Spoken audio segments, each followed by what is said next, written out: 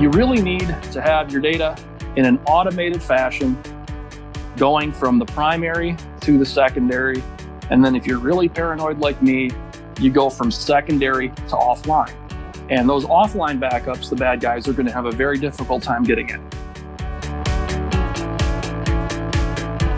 Hi, listeners, and welcome back to another episode of Backstage Business.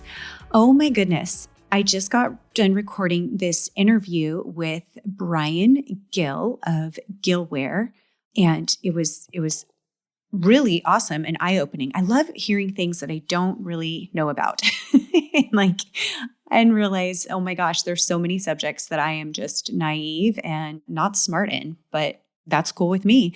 So this is another episode, very new into the COVID virus quarantining phase, where most of us probably in the last few days have just started working from home. This is probably about the first week. So by the time you're listening to this, I'm not sure where we're at, and I hope we're in a much stronger position. So some of these interviews happening at this time, we do talk about what's going on and people's opinions on this, which is super eye-opening and fascinating to me.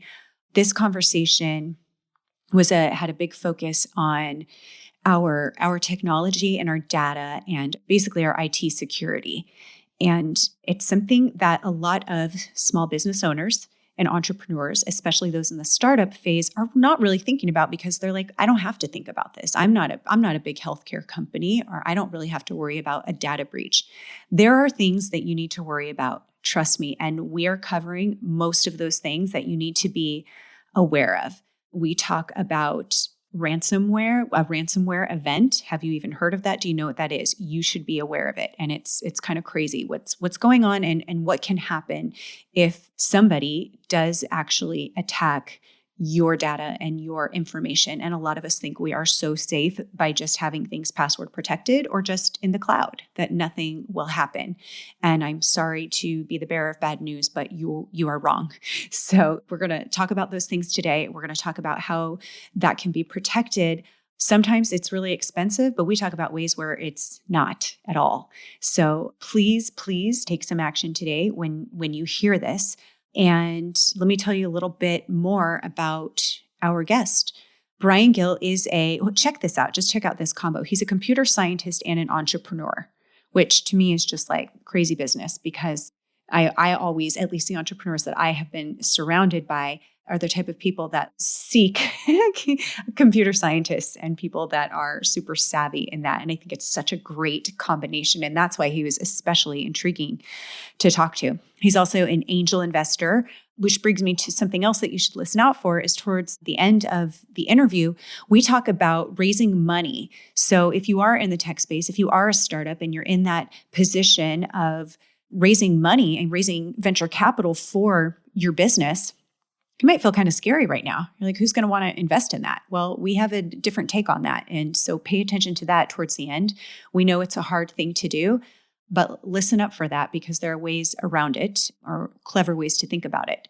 Back to Brian, he currently serves as chairman of Gillware, which provides cyber risk assessments, data recovery, incident response, and digital forensics services. All of that sounds like way fancy and way too smart for me, but it's awesome. And Brian actually has a really great way of explaining all of this so that you just get it.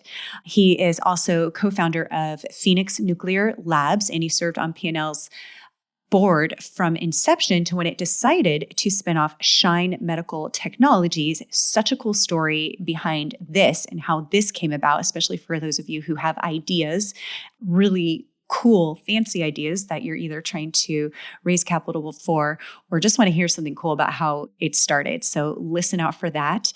And those two companies that I just mentioned actually have raised over $100 million of venture capital, and they employ hundreds of people. So lots of great stories here, especially how Brian got started. One of my favorites was how his parents actually had a really key role in helping him become a computer scientist before any of us probably even had computers in our house. So it's a great episode, a little bit different than some of my normal episodes, but so fascinating. And I really encourage you to listen and take these tips. I think you'll be extremely grateful that you did. There's especially one thing that he tells you to go out and get. You can just buy it on Amazon to protect you, and it's awesome. So listen out for that. Enjoy.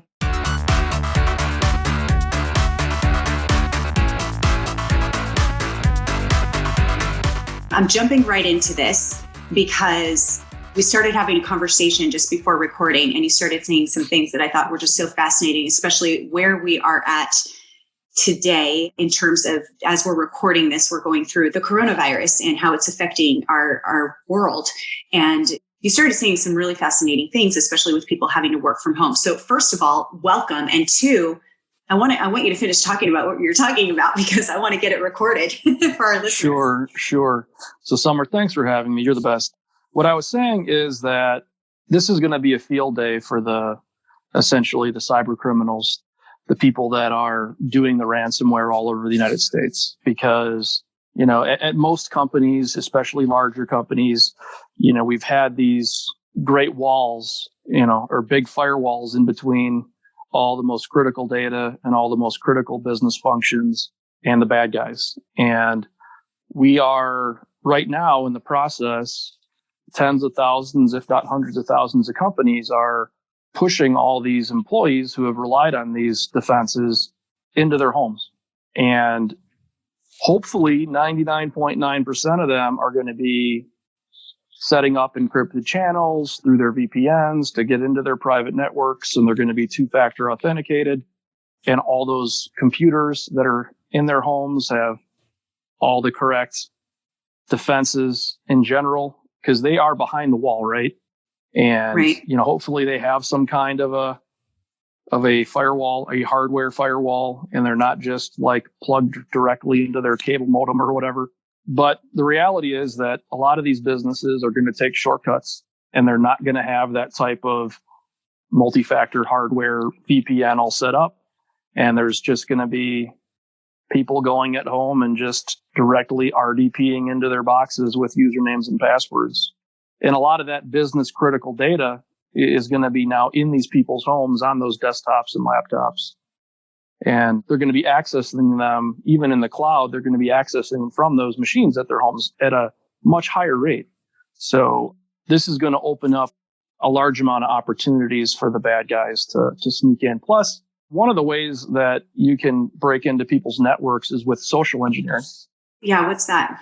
Yeah, it's where it's just an old-fashioned con where, right now there is a variant of it that is, common with consumers, where somehow they see an email or they click something or they see a weird ad or they see a pop-up, and it's basically like, hey, I'm Dell Computer and I need to log on to your box. And people click it and they dial the 800 number, and then they're talking to somebody who they think works for Dell, and they basically jump on their computer and encrypt everything and hold them ransom for a couple $100. That's been going on for years, maybe 2 or 3 years. That kind of scam has been common. But that same type of scam gets a lot easier when there's millions of Americans who are kind of expecting calls from IT people who they've never talked to before to help configure VPNs and help configure voice over IP phones, so it doesn't take much to basically trick somebody into gaining access to their machines and then gaining access to the networks and running amok, Right. So now the big question is, what do we do? Yeah, step one is panic. I'm right there with you.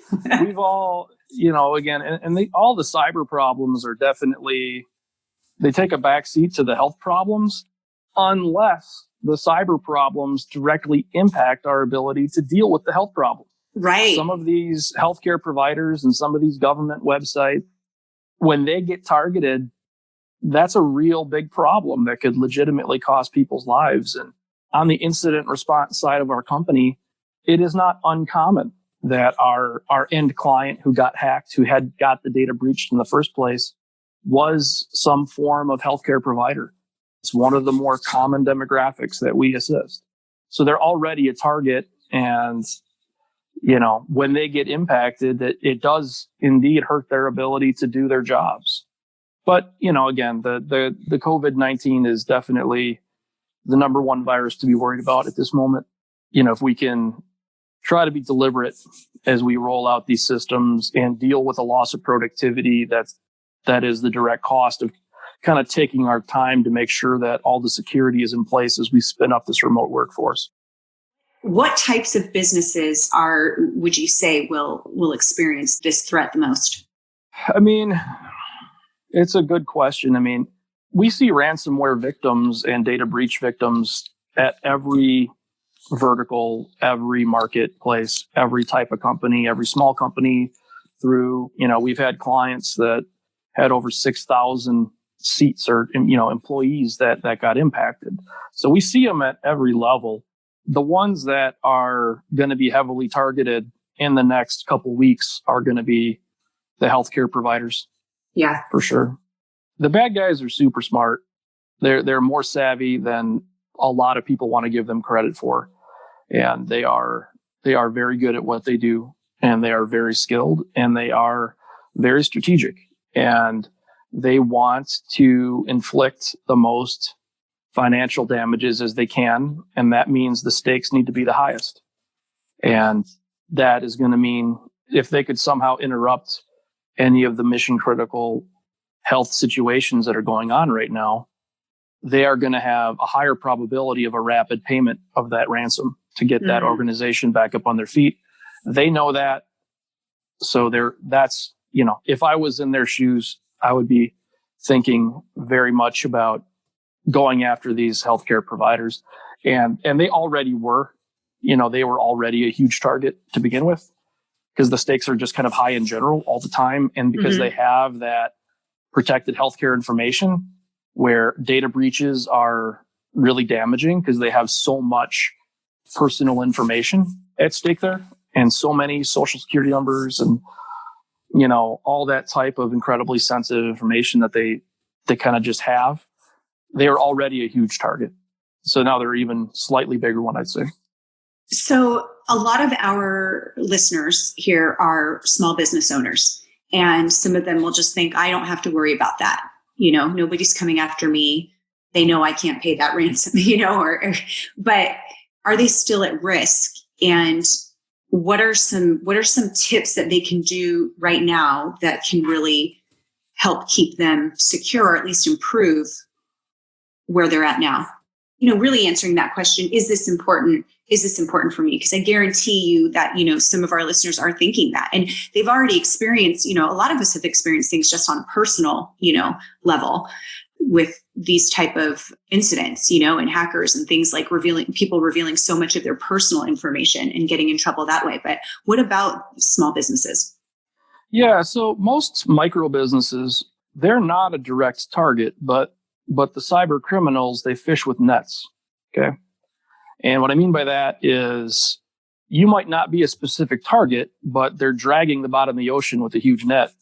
And if you don't have defenses against that particular type of net, you're going to get got. And, sometimes there's a known glitch that comes out, maybe for an iPhone, and you get that security alert like, hey, we need to patch our iPhone because there's some sort of really nasty exploit that lets somebody get into your personal information or take control of your smartphone.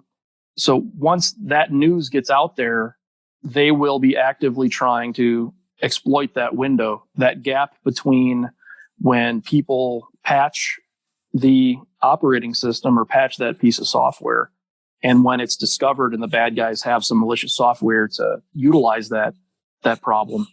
There's a gap there, and they will try to hit every IP address on the planet, just hoping it's that type of computer with that type of operating system with that type of unpatched exploit that's possible, right? Right. So if you're sitting there rocking a Windows XP operating system and you just took it home and you plugged it into your cable modem and you don't have any firewall at all, and that operating system, hasn't been supported or patched by Microsoft in who knows how many years, then some bad guy, while you're asleep, if you leave it on, could very well just hack into your box and be RDP'd onto it and copy all the data off. And, if you're sitting there on your small business's network waiting for them, they could be logging into that and encrypting all the small business's information. So it's not like you were a direct target, but, you were on the internet and you had an unpatched piece of machinery that got hit, which is one of the reasons why, I'm so concerned about how many of these hacks are going to be happening here over the next 4 weeks, as we have these people in their homes without the right type of equipment, right? Right. So anyways, so what can we all do about it? The number one way that you won't be forced to pay a ransom to get your own data back is to make sure that you have an incredibly sound backup strategy. Too many Americans don't have anything going on with backup. Some of them, once a month, I copy some files from A to B and think about it. And it's so true. Then 1 month turns into 6, right? And is that because they're relying on the cloud? Because most people are doing things in Google Docs or Dropbox, and everything's just. I wonder. Well, yeah, I mean, and we are certainly moving a lot of things to a cloud, and that doesn't absolve the business owners and the board members from the disaster recovery plan, because what might surprise people is that, again, I mentioned healthcare companies were often a target. To be more specific, sometimes the cloud service providers that back end these healthcare companies are the real target. Yeah.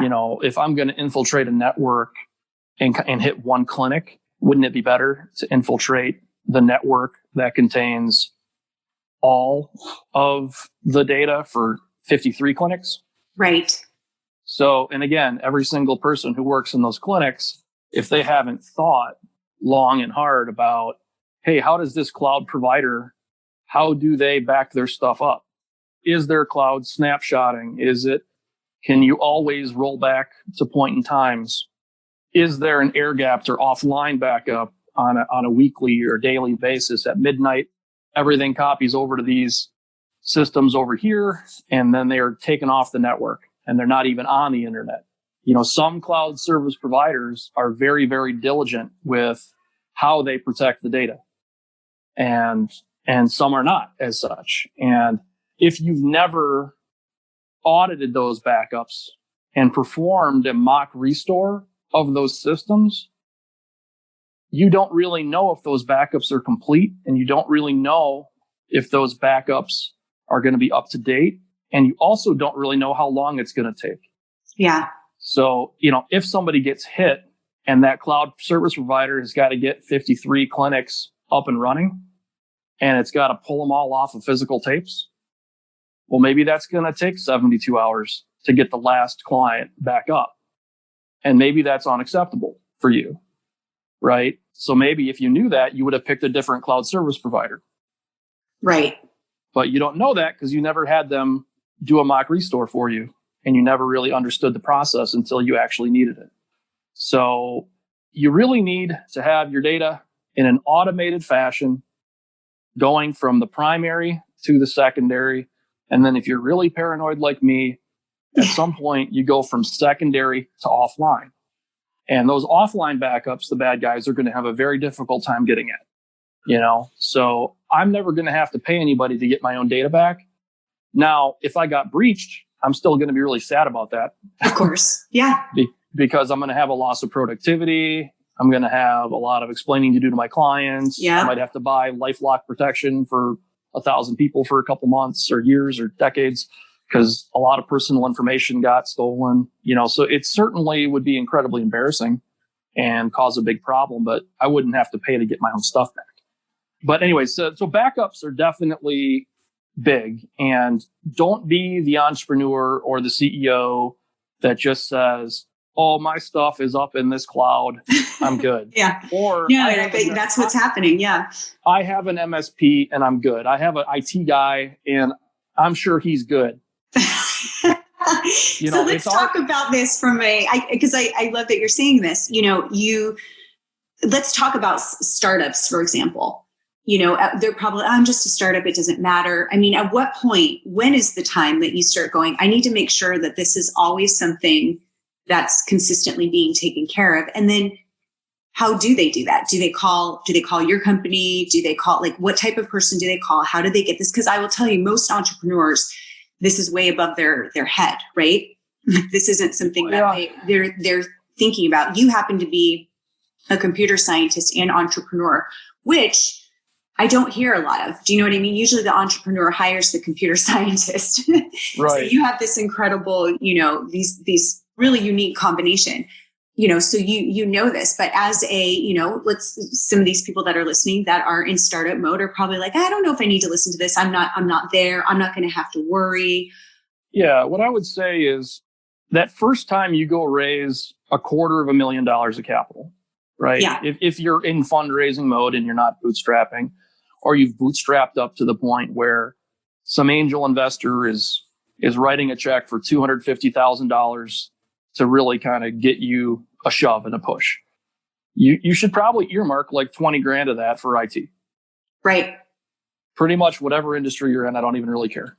Yeah. Okay. And, $1,000 of that is going to get spent on like a hardware firewall for your VPN, and $1,500 of that can get earmarked for some sort of double redundant cloud backup system. And $500 of that could be for your antivirus solution. And, $100 of it should be for something like a Spam Titan to try to weed out the phishing emails so they don't actually hit any of your employees' inboxes. And then, so there's a whole bunch of little things that you can do. One of the things you can do as well, one of the biggest problems that causes a lot of hacks is user authentication.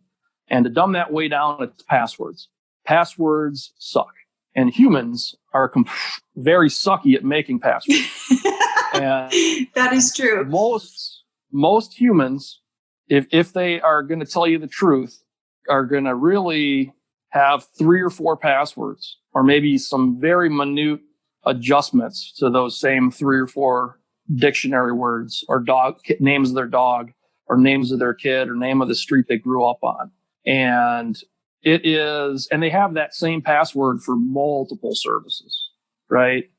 And that is like, you're just begging to get hacks. Because if you get phished once, now that same bad guy can just RDP onto your box if you don't have that firewall with 2-factor in the way. You know, so user authentication is horrifying. So you can buy these things for like $50 that do U2F or universal 2-factor for you. And one company that makes them is called YubiKey. You can buy these YubiKeys on Amazon for like $50. And you could do that on day one in your company. And if you had 5 employees, there's $250 well spent. And they're now not using usernames and passwords to log into anything. And they're impossible to get phished as long as they're using that thing, because that thing is not fooled by fake websites. So You know what? So people don't quite understand what phishing is either. Like, sometimes you'll get like an email from somebody that says, hey, this is Summer, check out this design in Dropbox. And there's a link to it. And you click it. And then Dropbox is like, hey, log in. And then maybe it reroutes you to the normal Dropbox, or maybe it just says file not found. And you're like, well, what just happened? Well, what just happened is a bad guy got your username and password, because that wasn't really Dropbox. It looked like Dropbox, but it was a different URL. Right. And he is not fooled by that. I know I get all the time emails from, like PayPal, we need to, confirm your password, or we shut this down, or your Apple ID and all of that. Yep. And for me, I always look at, the sender, and you can see the email address has nothing to do with Apple or whoever, or PayPal. If you look really close, but the problem is sometimes like in that situation I described, somebody might have hacked your personal email, and then they might have emailed a whole bunch of your clients in a similar language to how you normally send it, with a link to the service that you normally send to them. So they're not going to be on Well, that's what I was going to say, is that, I think a lot of us have that, and hopefully a lot of us has become smart enough to go, well, who is this actually coming from? That's a bogus email address. But like you said, be mindful that they could actually be in your account and sending it directly from you. They can look really, really good. And they can come from people that you really, really trust and sound totally normal. Right. So it's really a tricky problem. And that's why just kind of moving away from manually typing usernames and passwords and moving towards some of the new technology like, YubiKey. And we're going to have a link to it as well. Yeah, it's YUBIKEY. Perfect. Okay. I rock a YubiKey Nano. They're super easy. It is like you need to have this physical key with you everywhere, but that's the small price that we pay for the dramatically increased security. Hey guys, and thank you so much for tuning in to the Backstage Business Podcast. I wanted to let you know that this episode is brought to you by The Draw Shop. At The Draw Shop, we make animated videos that just work. Did you know that most businesses are struggling to increase their sales simply because they don't stand out? At The Draw Shop, we use a scientifically proven formula to create animated videos that just work. With customers such as Uber, Twitter, Google, United Nations, Lockheed Martin, Netflix, and more, we know that creating messages that are impossible to misunderstand, it's critical to attracting more customers and keeping your audience engaged so that you can stand out as the best in your industry. Find out more information at thedrawshop.com. So to kind of roll it back, another kind of key moment to think about is when you buy your first business insurance. So your business has gotten to a certain level where it's successful enough where you are going to go to a small business insurance professional and buy some insurance, right? At that same moment, that should set off some bells in your head like, oh, we should be doing something with our IT security. But B, you should be buying cyber insurance policies. So for another 10% or 15%, depending on whatever marketplace you happen to be, whatever type of business you happen to have, for another 10% or 15%, you can get a cyber insurance policy where if your business ever does get hacked or data breached, your insurance company is going to send a company like Tetra Defense to your rescue within 24 hours, right? And if there is a $50,000 ransom payment that has to get made, if you have the appropriate type of policy, that payment will get made without coming out of your checking account. Right. Because you had the foresight to pay that $1,000 a year with the specific cyber insurance policy. If you have normal business insurance, but you don't have a cyber insurance policy, you're doing it wrong. You need to make a phone call. Totally agree. So, okay, let's ask this burning question now. How is it that, and I know you're asked this a ton, how is it that government agencies are not having more success catching these criminals? Well, I think it's the same reason we're not having as much success with COVID-19 as normal. It's, our government has been a little dysfunctional lately. And this type of spending a lot of money to protect is not nearly as fun, I guess, as just spending avalanches of money or watching the stock market drop 10 trillion because we could have spent $1 billion to prevent a lot of it, right? I mean, it's just the thing we're not that great at right now in this moment in time with our country. Now, the bad guys are tricky as heck, and they're super smart. And the way that we pay them their ransoms is through anonymous cryptocurrency, which has kind of been designed from the ground up to make it really hard to track where these payments are going. Mm-hmm. So there's incredible challenges with trying to actually catch them. It's much easier to work hard on prevention, but it's very difficult to convince the C-level executives at companies to spend that money on prevention. And they're much more likely to just get burned all the way and have to pay these huge ransoms. And It's like, we could have, as a country, we could have spent like $2 billion like a year ago and had a stockpile of those masks that every doctor needs right now. And we could have had a strategic pile of masks, just like we have the strategic oil reserve. And it would have cost nothing in comparison to what it's costing now, right? In terms of lives, in terms of cost. We could have looked at MERS and we could have looked at SARS and we could have listened to some of the guys that have been talking about this for the last 10 years. And we could have said, you know what? Let's finish off that vaccine for SARS or MERS or whichever one it was, where they pretty much had a vaccine, but they just kind of stopped short because it kind of petered out. you know what, let's just blow a couple $1 billion and just finish that vaccine off. And maybe we'll learn something that would have brought us some knowledge and some production techniques. I mean, it's hard to spend money on these types of programs because they require a lot of education to both the politicians and to their populace who they're accountable to. And it's like, what are we spending all that money on? Like, I don't need any masks, or it's, the government gets a bad rap sometimes, but this is one of those areas, both with COVID, obviously, but like all of these city governments that are all over the place and county governments, they're a huge target for the bad guys as well. And they don't have the budgets to properly defend themselves. If you're in a county in northern Wisconsin with 12 employees for the whole county government, right? You don't have the budget to hire us. You don't have the budget to do anything. No one's going to be buying $20,000 worth of hardware to protect you. And you're going to get targeted. And you have a lot of sensitive information from everybody in your state or everybody in your place. So, this is another place where the federal government, we should be taking 10 or $20 billion, giving it to the federal government and saying, listen, we are going to hire a few thousand security professionals whose job it is to get assigned boots on the ground to go to every municipality in Minnesota and help them out. Yeah.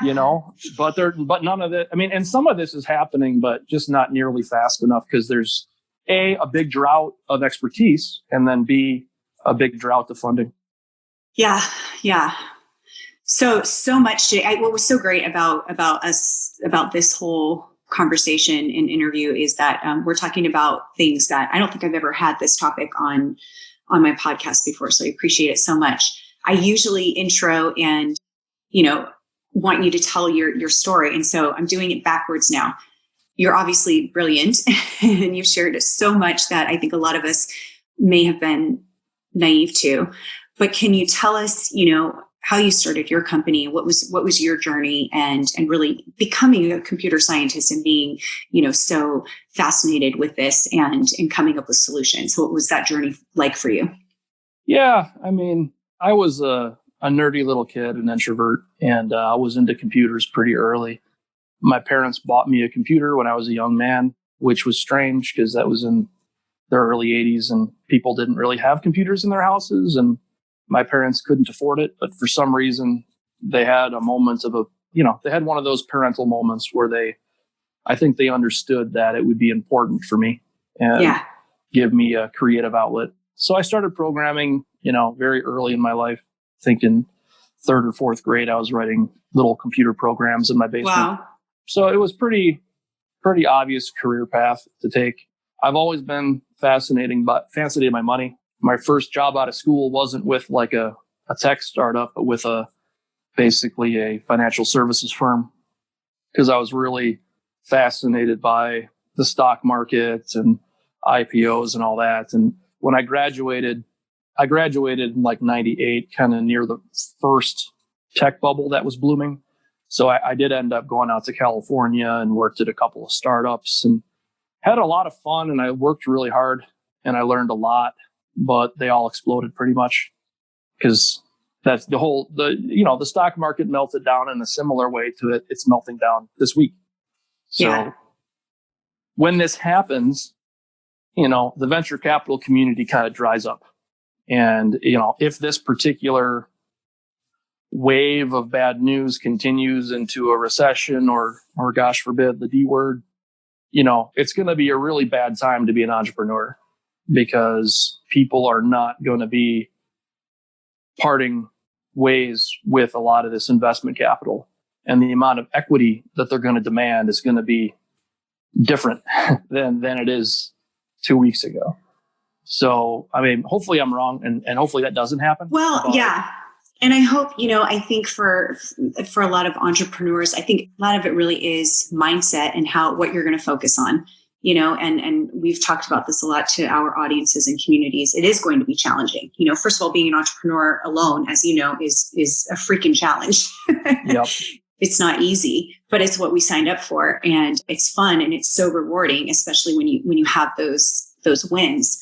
And yeah, it is going to be challenging. So it more than ever now, it's about, protecting what we do have, and how can we show up better, bring more value, and really do what we're good at instead of hiding out, Yeah, I mean, these shakeups, historically speaking, they're good. These capital markets and these angel investment markets and venture capital markets, they get kind of overblown, and they start putting tens of billions of dollars into these ideas that, quite frankly, just haven't been thought through all the way. And then the market has this massive correction, and the ship hits the rocks. Yeah. And then it gets dark for a little bit. But what comes out of that darkness, those first seeds that come out of that dark period, are usually, unicorns historically. Absolutely. So yeah. It's, it really is. But as somebody who's trying to raise capital, it's always hard to raise capital, and it's always hard to get it I think you always pretty much are holding your nose like, oh man, like I think it's worth more than this, but fine. That's kind of the nature of how those deals are. You're always like, man, like, is this really the best we can do? But you have to get out of fundraising mode and get into building your products and services. Yes. So absolutely. Eventually you've got to hit that. You've just got to take the money and go, and you got to take it at the best rate you can get it. And that's going to be more challenging now, possibly. But anyways, my journey, I came back to Wisconsin because I had no reason to be out in California anymore, because the valley was melted down. And a good friend of mine who was a VC told me it's going to be 7 years before this picks back up again. So I'm like, well, I've got no reason to pay like $3,000 a month for a apartment. So I took my tail between my legs, came back to Wisconsin, and started a couple companies. The first company we started was Gillware Inc. with my younger brother, Tyler, who I accidentally convinced to drop out of school to start it with me. It was actually his idea, the company, but it was also his idea to drop out of school. But that was a fun time to get going. And with my main business partner is an actual brilliant person. Appreciate what you said earlier, but I have one of my buddies is an actual brilliant person. He's a PhD nuclear physicist. His name is Greg Pfeiffer, and we started Gillware together. And it was a small tech services business to help people out of data disasters, if that doesn't sound familiar. Yeah. So pretty much we've been doing kind of IT firefighting for, a while now, about 17 years. The types of fires have changed, but, we're still just kind of helping people out of these crises and also working to kind of prevent those crises in the first place. But about 4 years in, we had founded 2 other companies with our little partnership, which had expanded a little bit. One of which was called Gillware Data Services, which was a cloud backup platform. So basically we were helping people out of the data loss situations. And then we were selling them the preventative medicine after we had established that relationship. Okay. And that company got acquired by a company out of Draper, Utah called StorageCraft. They're a large competitor in the cloud services space, or they were a competitor, and then they bought us. And that happened in 2016. The other company we started kind of back in that 2006 time period was called Phoenix Nuclear Labs, which is now just called Phoenix, Wisconsin. And that genius guy I was telling you about, Greg Pfeiffer, invented a fusion linear accelerator, which is a device that he can plug into the wall that will spit a ray of neutrons at a similar flux as a nuclear reactor. Why you would want to do this, I had no idea at the time, but it sounded cool. So he built it, and it turns out it has all kinds of crazy good uses. They are using it right now in a little town called Fitchburg, Wisconsin, to perform neutron radiography. So you can, what a lot of people don't know is the turbine blades on aircraft, like commercial aircraft that we used to fly in until a couple days ago, they are hollow, and they basically are air cooled. There's air that flows through them. And if that air doesn't flow through them, they melt, and then the plane crashes probably. So it's kind of a big deal when one of those things happens. So they actually, up until recently, had to ship those turbines to nuclear reactors to do this neutron radiography to make sure that there was no little tiny pieces of ceramic or anything left over in the manufacturing process that was going to hinder that airflow. It's very similar to x-rays because, like if I took one of my kids into the doctor because I thought he swallowed a penny and they stick him with an x-ray machine, you can see the penny. Boom, there it is, right? Because it's a high density thing inside his low density stomach, right? Right. That's what x-rays are good at. But if I wanted to see behind that penny, I'm going to have a really bad time. But what N-ray is good for is seeing low density objects behind high density objects because they don't interfere with the electron cloud. The neutrons impact the nucleuses. So the physics is a little bit lost on me, but that's why Greg is around. But that's one thing they're used for. They're also using them in Janesville, Wisconsin to make nuclear medicine. So one of the more common nuclear medicines is called moly or technetium-99, and it's utilized if they thought maybe I had some bone cancer or they thought I was having a heart attack. They would basically shoot me with some of this stuff. And then I'm a little bit radioactive for a while. Enough radioactive where a cardiologist can see my heart beating and they can see blockages, but not so radioactive that I'm going to die or kill other people or have to be sequestered for 2 months as I decrease in radioactivity.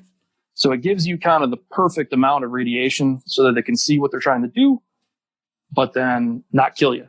And all of this crap is made in these big nuclear reactors, or it was, until the nuclear reactors went offline and we had some supply shortages. So it turns out you could take Greg's crazy ray beam and use it to make the same medicine. Wow. So it's a unicorn. It's called Shine Medical Technologies. It's raised at this point about $350 or $400 million of venture capital. It will be making medicine here. I think I've heard it's going to be making medicine within a year or two. They've made trace amounts of it just to prove that the science works, but they have to build a first of its kind nuclear facility in Janesville first. And they've been pouring concrete on that for about 3 months. So I was a co-founder of Phoenix, which kind of turned into Shine, or it spun off Shine. And I was on the board of Phoenix for a while, and I've consulted here and there a little bit, but I'm not taking any credit for any of that work. That's pretty much all Greg Pfeiffer and Ross Riddell and his team. Those guys are crazy entrepreneurs that a lot of people are going to know those names in like 5 years. What a great story. I love this. This is so cool, especially those who are in that process of, which I know several people just personally in that, raising money for something like that. Yeah. I mean, you can do it. Yeah. Oh yeah. Obviously it can be done, but it can be done. There's a lot of black eyes. And I think if you look back at all these companies, you would see that almost all of them had moments where they were like, oh shit, are we going to fold? Is this going to be it? Are we going to make a payroll? Like we all. Oh yeah, absolutely. And I would say, to those who may be thinking, oh, I'm just not even going to bother trying to raise money at this time. I mean, really think about, there still are industries and businesses that are actually thriving during these times. And there are people that still have, their millions and billions of dollars. And sometimes the timing is right. And like you said, what happens is after this tough time is when the unicorn comes. So, what those people are thinking, knowing that we will come out of this. Is it going to be hard going through it? Potentially. Is it going to take a long time? Potentially. We don't know. We're just going to go through it. But you have to, going to a pitch and trying to convince a bunch of people to open up their checkbooks. It's not something that any of us came out of the womb with that exactly. knowledge base. Right. And exactly. the first 10 times I did it were a nightmare. I wouldn't have given me any money the first 10 times. You have to go through to those pitches and you have to listen to that feedback and you have to dissect if that feedback is good, because it usually is. And you have to take it to heart. And maybe you have to retool your messaging or retool your whole concept to some extent, right? But you don't get that feedback loop you don't get better at it by not trying. And to your point, a lot of people have pulled a lot of money out of the stock market in the last 2 weeks, and it's sitting in checking accounts. And there are some savvy entrepreneur type people and some savvy investor type people that are going to look hard right now at saying, okay, let me go back to those deals that I've seen the last 3 months. And I'm going to go put the screws to some of these guys because I know they're going to have a hard time. I'm not saying that's a good thing, but again, as times get tough, the savviest of VCs get predatory. Right. And it's not like they're going to leave all their money in checking accounts. They're not. It's going to go somewhere. Absolutely. It's just how much equity are you going to have to give up to get some of that juice? That's a whole great episode is how to pitch, right? Especially during these times. We're running out of time here, but this was so awesome. I loved how the conversation flowed towards the end there because I know that's also top of mind for people. Brian, I appreciate this so much. I'm so glad that we had this conversation. I think all of this is so relevant and important right now, today. It always is, but especially right now. Where can people contact you, find out more information? Where can I send them? Yeah, so LinkedIn is kind of my social media of choice. So if you just kind of Google for Brian Gill, Gillware, you'll find me on LinkedIn. I'll connect with just about anybody. If you have any questions about security or whatever, throw them my way. I am always happy to dole out some free advice. And if you're, if you ever lose a bunch of data because of natural causes, you had a server start dying or a flood or a fire or a laptop hard drive starts clicking or you dropped your phone in the ocean, those services can happen at gillware.com, Gillware. And if you're a mid-sized company, especially a mid-sized company that is possibly hearing from one of your largest customers that you need to improve your security, because what a lot of large enterprises are starting to dictate to their vendors different levels of security.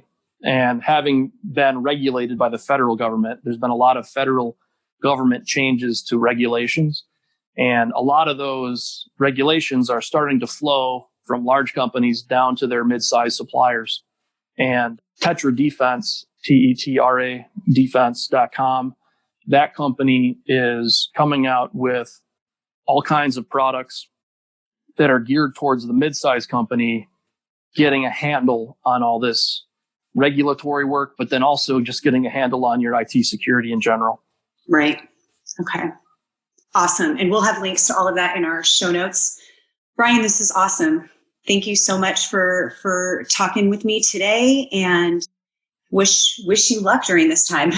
Yeah, you too, Summer. Stay safe. It was a lot of fun. Obviously, we're kind of in a slight dark period here, and we all have a lot of work to do and to keep our families and businesses safe from all kinds of crap that's going around. But we will get through it. We will. I appreciate your show. You're a great host. Thank you so much for having me. Thank you so much.